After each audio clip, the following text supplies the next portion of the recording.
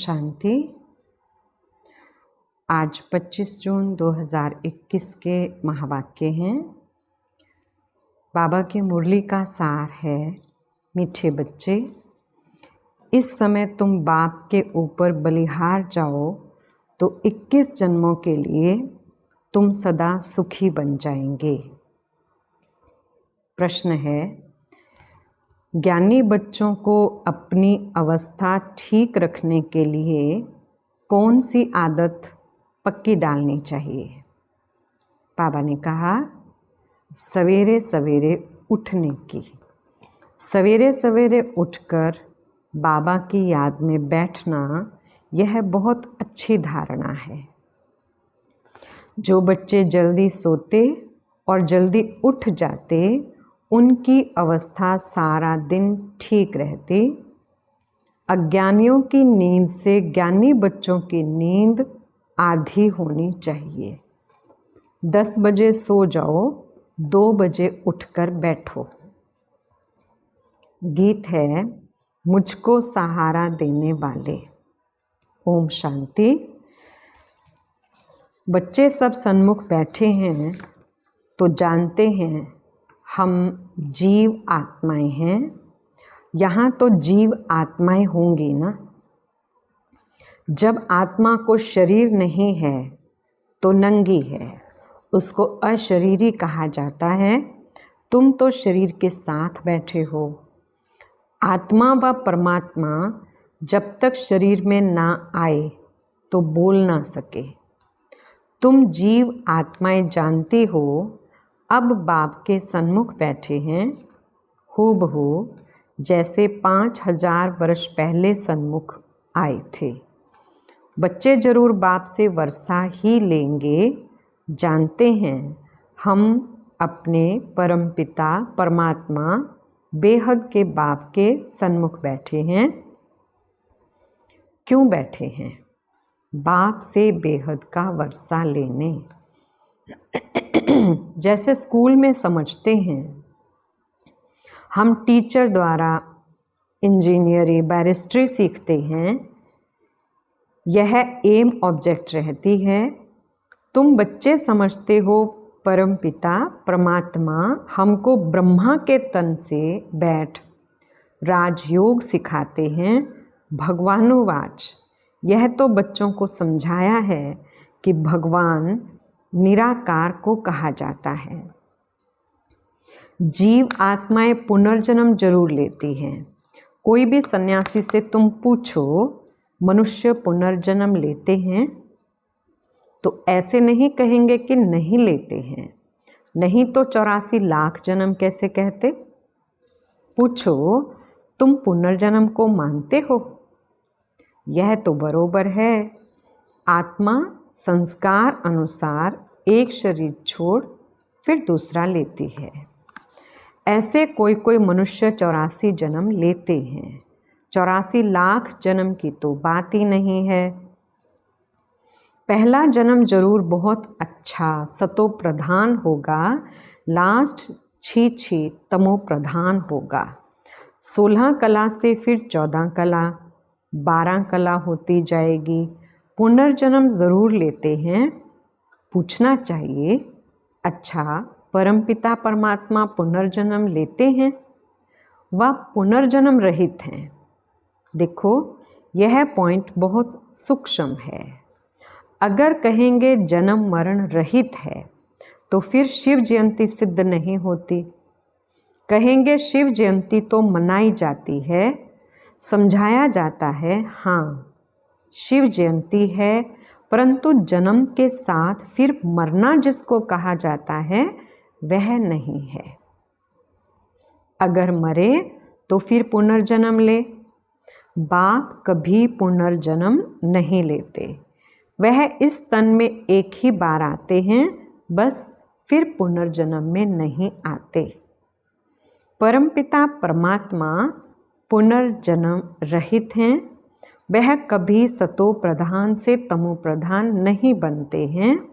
आत्माएं तो सब जन्म मरण में आते आते पतित बन जाती हैं, फिर बाप आते हैं पावन बनाने। इससे सिद्ध होता है कि आत्मा ही पतित होती है, आत्मा घर से पावन आती है, फिर माया पतित बना देती है। बाप तो कभी पतित नहीं बनाएंगे।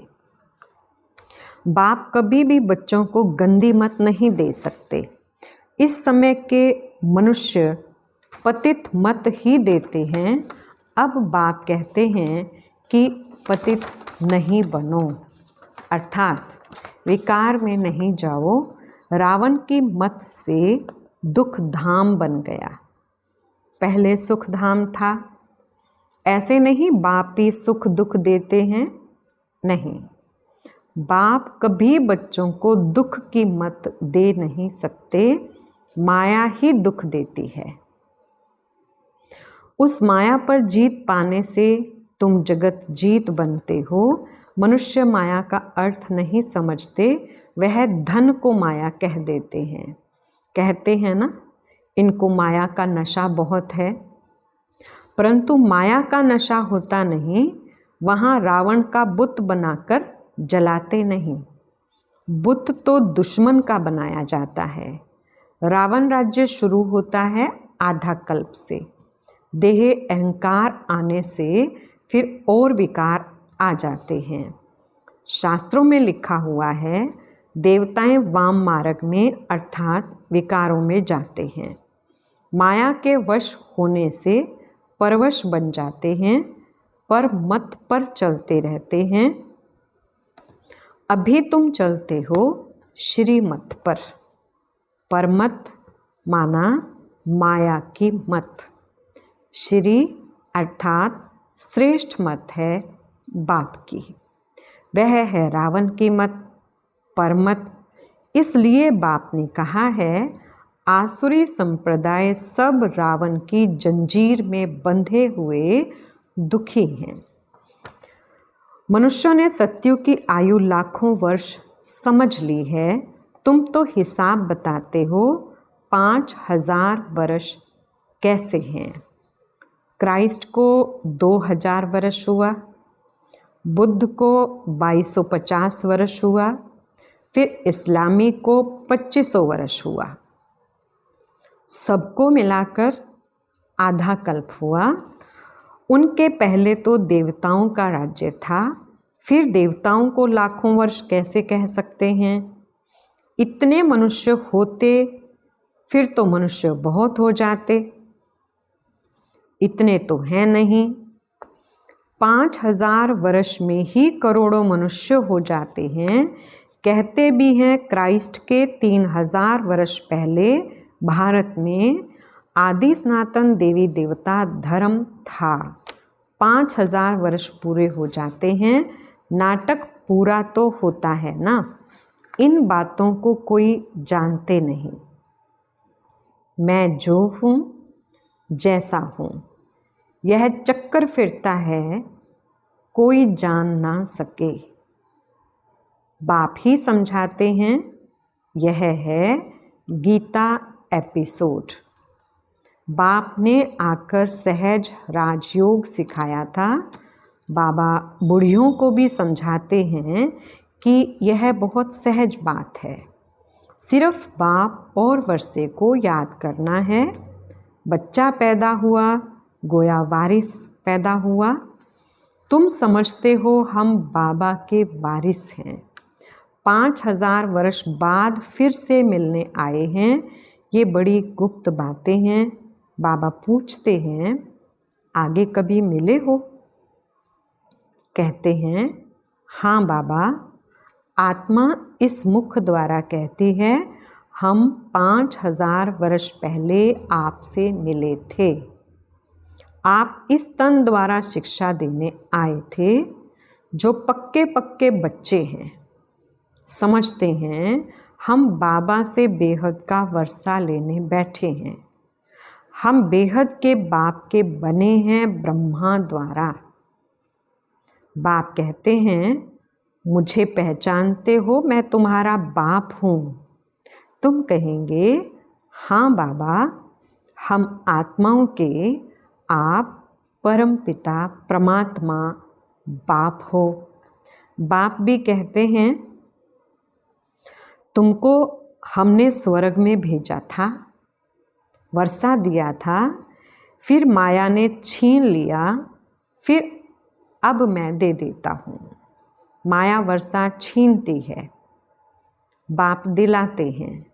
ये अनेक बार खेल हो चुका है, होता रहेगा, अंत नहीं है। बाप के बनते हैं, फिर कोई सगे कोई लगे, कोई सौतेले कोई मातेले बनते हैं। कच्चे पक्के तो हैं ना, पक्कों को भी कभी माया एकदम जीत लेती है। बच्चे कहते हैं बाबा हम जब तक जिएंगे आपसे वर्षा लेते रहेंगे।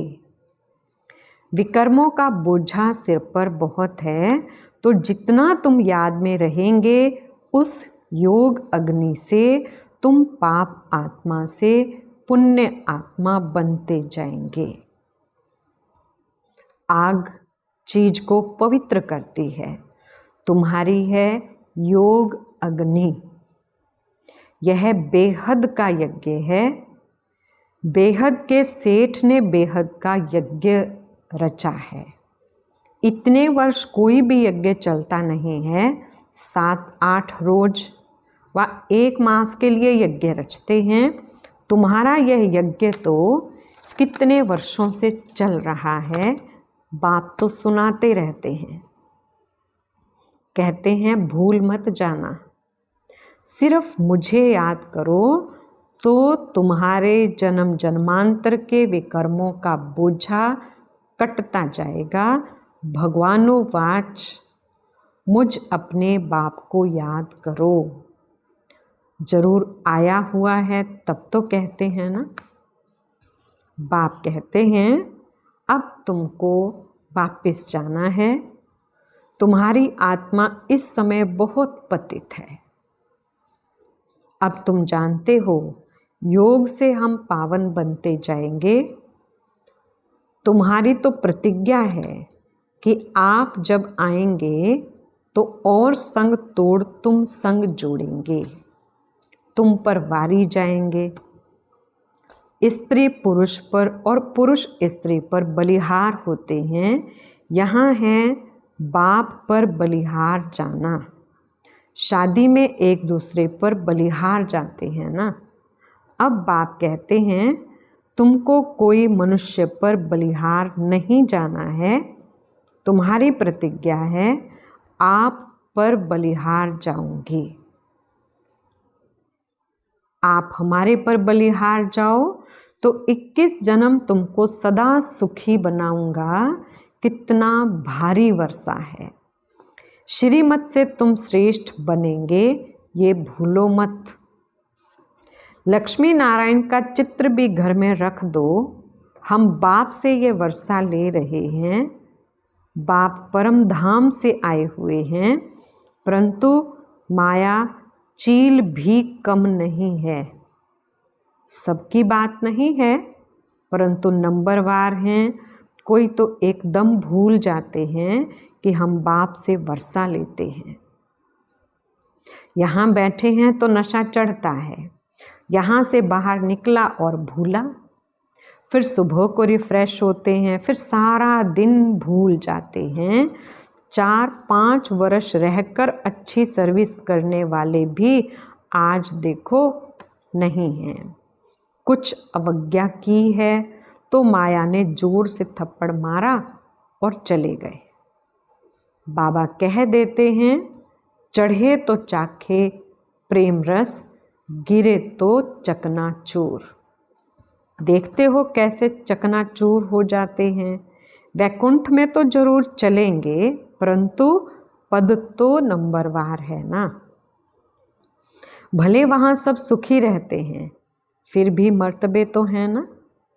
स्कूल में मर्तबे पाने के लिए ही तो पुरुषार्थ करते हैं, ऐसे नहीं प्रजा ही सही जो तकदीर में होगा। नहीं, इसको तमो प्रधान पुरुषार्थ कहा जाता है। सतो प्रधान उनको कहेंगे जो बाप से पूरा वर्षा लेने की प्रतिज्ञा करते हैं। ये घुड़दौड़ है, सभी नंबर 1 तो नहीं जाएंगे। यह ह्यूमन रेस है। तुम चाहते हो हम जल्दी शिव बाबा के गले में पिरो जाएं, तो उनको याद करना पड़े। सारा मदार याद पर है। माया विघन ऐसा डालती है जो एकदम रेस से निकाल देती है।